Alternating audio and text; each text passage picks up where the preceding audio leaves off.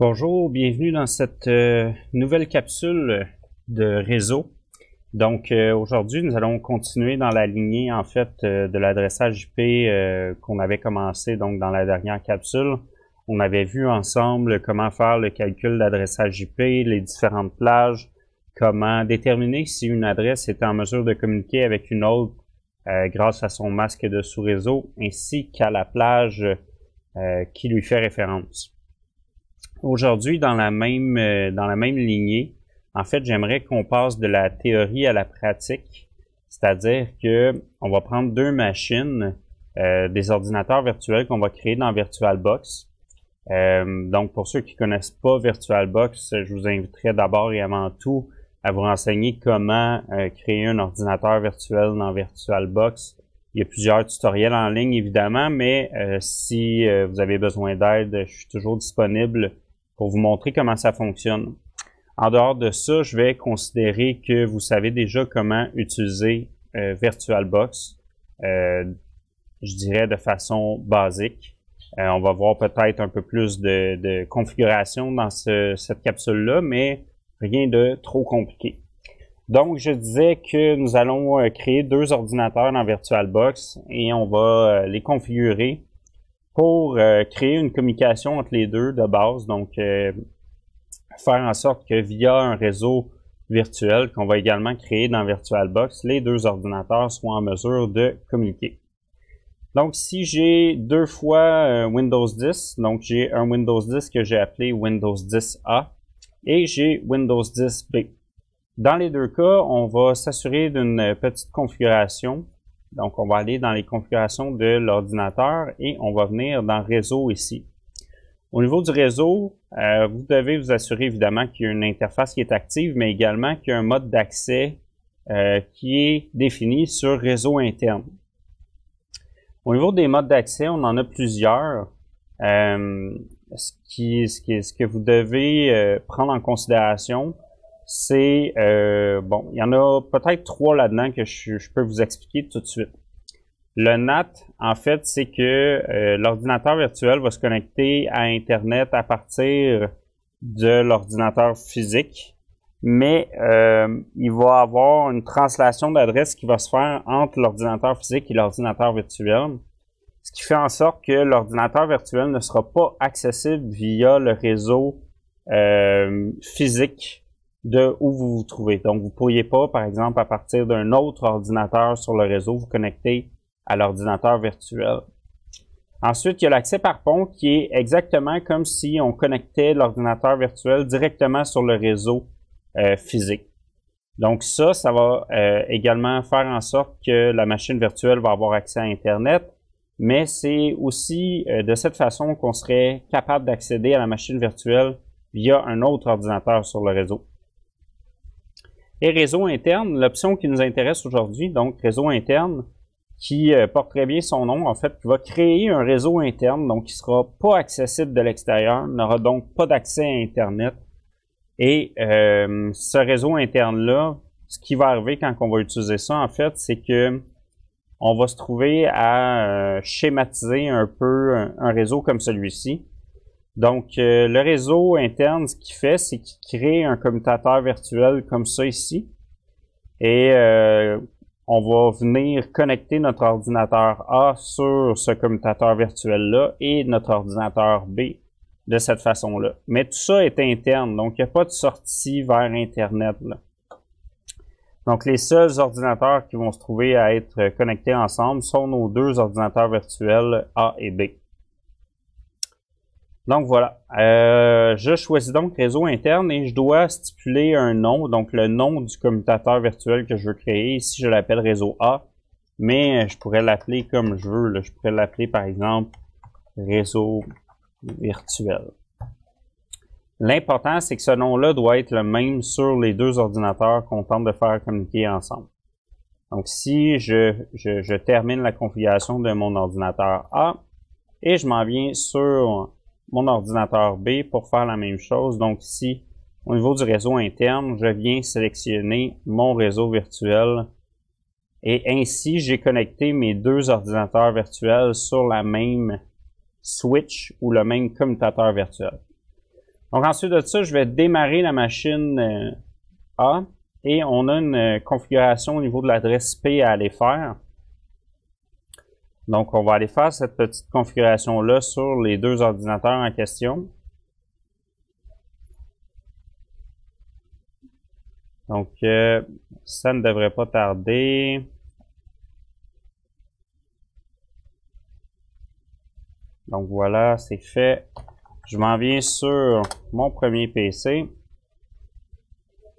et on va aller configurer donc notre adresse IP.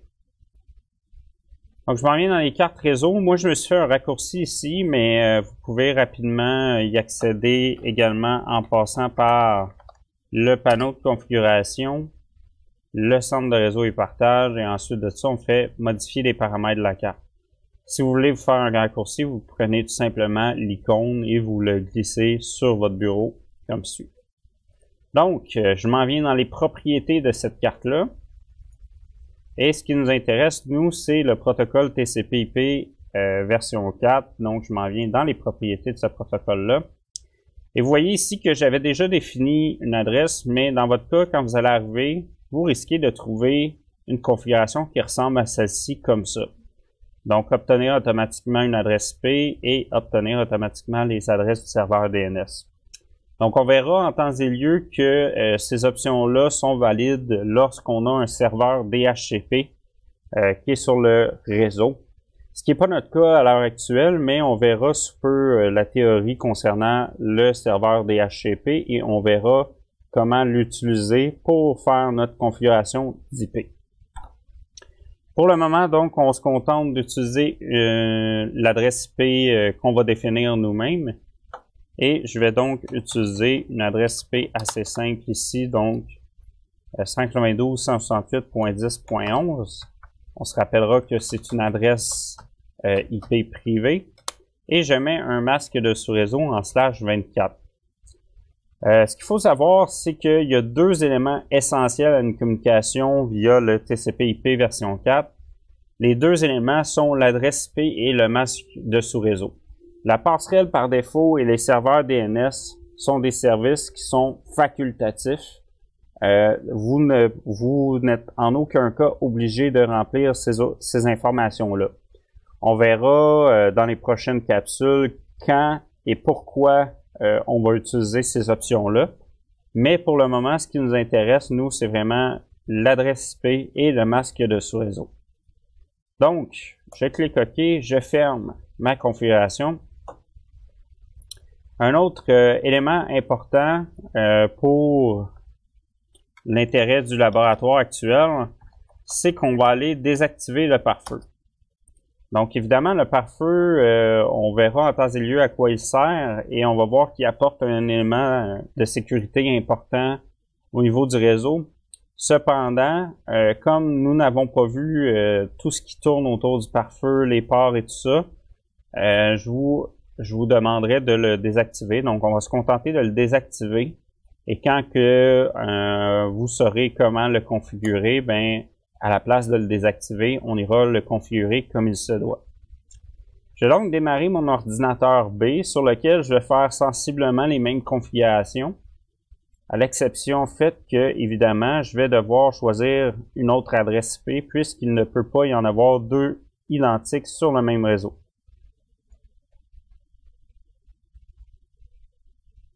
Donc, j'ai un ordinateur Windows 10, un deuxième qui démarre. Voilà. Je vais donc ouvrir une session.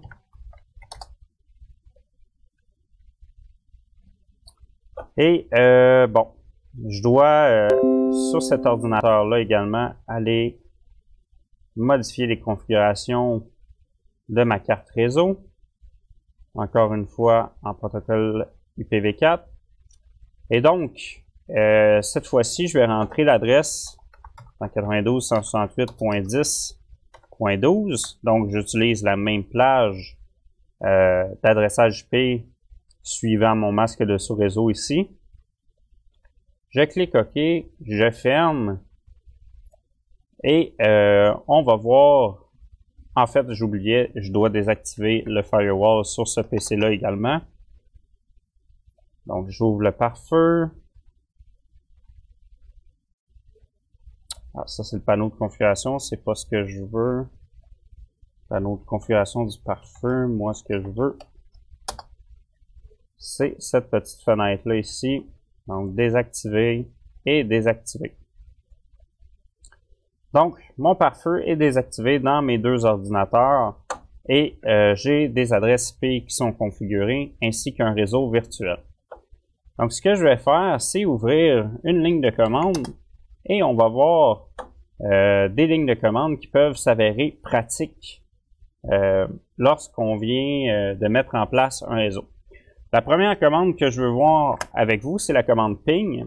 Donc, la commande ping, ce que c'est grosso modo une commande qui a été inventée pour vérifier la bonne réception et la bonne communication entre deux machines. Donc, c'est effectivement ce qu'on veut faire ici. Je veux vérifier si j'ai une communication entre mon ordinateur A et mon ordinateur B. Donc, la commande ping, en fait, ce qu'elle va faire, c'est qu'elle va envoyer une trame de paquets sur le réseau que mon ordinateur destinataire va recevoir. Et mon destinataire va répondre lui aussi qu'il a bien reçu les paquets, le cas échéant. Donc, ce que je fais, c'est que je fais ping et je suis cette commande-là avec l'adresse IP de l'ordinateur concerné. Et normalement, si tout fonctionne bien, vous devriez avoir une réponse de l'adresse avec laquelle vous tentez de communiquer. On a le nombre d'octets qui a été envoyé, on a le temps que ça l'a pris pour faire la communication, et on a le TTL qui est le Time to Leave. On verra peut-être en temps et lieu à quoi ça sert, mais on a sa valeur également qui est toujours à 128 en ce moment. Donc, je confirme que j'ai bien une communication entre mes deux ordinateurs virtuels. Vous avez donc, si vous avez fait les mêmes manipulations que moi, vous avez donc créé votre premier petit réseau entre deux ordinateurs. Maintenant, autre commande qui peut s'avérer pratique lorsque on fait de la configuration réseau, c'est la commande ipconfig. Donc, si je rentre la commande ipconfig, cette commande-là, sous Windows, va nous retourner les configurations, en fait, je dirais, les principales informations qui sont généralement recherchées lorsqu'on tape la commande ipconfig. Donc ici, on a par exemple des informations comme l'adresse IPv4 utilisée actuellement, le masque de sous-réseau, et si on avait une passerelle, on l'aurait également. Bon, on a d'autres informations qui sont également affichées là-dedans, mais si on en veut encore plus, on peut faire ipconfig /all. Donc le /all nous affiche beaucoup plus d'informations. Donc par exemple les serveurs DNS et bon, vous avez le DHCP qui est activé, on a l'adresse MAC également, donc l'adresse physique de la carte. Ici on a les informations qui sont affichées en fait. Donc l'adresse physique c'est quoi? C'est l'adresse MAC de la carte réseau qui est utilisée. On a d'autres commutateurs intéressants aussi qui sont ipconfig /release. Je ne le ferai pas parce que /release, en fait, c'est lorsqu'il y a un serveur DHCP sur le réseau. Le /release, en fait, va relâcher l'adresse utilisée et le /renew va renouveler la demande auprès du serveur DHCP pour avoir une nouvelle adresse IP ainsi que des nouvelles informations pour communiquer sur le réseau. Donc, brièvement, ce sont des commandes que vous allez utiliser régulièrement. Et je terminerai avec une dernière, en fait, qui est la commande trace ART, donc qui est traceroute. Traceroute, c'est exactement la même commande que ping. Cependant, un aspect intéressant, bon, ici, c'est sûr que la route sera pas très longue, mais un aspect intéressant, c'est que on nous affiche tous les endroits par où le paquet est passé. C'est sûr qu'ici, le paquet fait seulement un bond, donc il passe d'un ordinateur à un autre. et il nous affiche le bond qu'il fait. Mais par exemple, si j'avais une connexion sur Internet et que je faisais un ping vers google.com, ben je verrais tous les endroits, toutes les adresses IP par où mon paquet passe pour être transmis jusqu'à Google. Ce qui peut s'avérer intéressant dans certains cas. Donc, voilà pour cette petite capsule-là où est-ce qu'on mettait, on passait de la théorie à la pratique en ce qui concerne les adresses IPv4. Maintenant, vous seriez donc en mesure de faire communiquer deux ordinateurs, qu'ils soient virtuels ou physiques, via un réseau. J'espère que cette capsule-là vous aura permis peut-être de mettre, disons, un peu plus de concret dans la théorie de l'adressage IP. Évidemment, si vous avez des questions, ne vous gênez pas et on se retrouve dans une capsule ultérieure.